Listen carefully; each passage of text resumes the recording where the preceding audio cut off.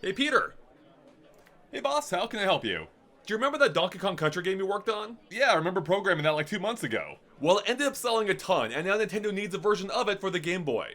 That black and white piece of crap? Oh, and you have 5 months. Yeah, when pigs fly. 5 months later. I thought you meant that was just a figure of speech, but my hat's off to you.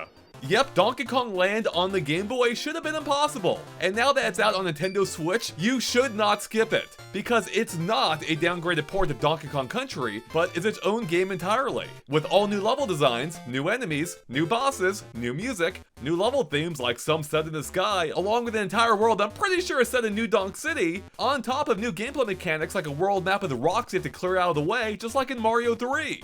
And not only is it an entirely new game all of its own, it's arguably the real Donkey Kong Country 2. You're a phony! Hey everybody!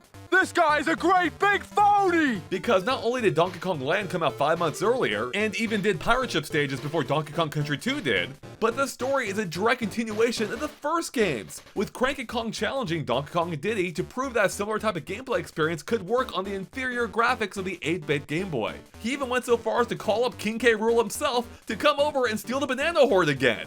Huh, who's the real villain here? This guy. Now sure, some elements are recycled from Donkey Kong Country, like some enemies, level themes, and animal buddies. But even those manage to feel distinct when mixed with all the new elements on the Game Boy platform.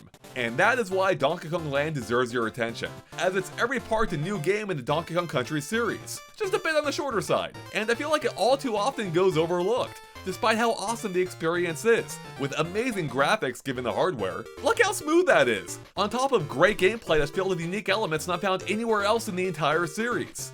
And true to the story, it even offers quite the challenge too. And that's absolutely why you should not skip Donkey Kong Land, the real Donkey Kong Country 2.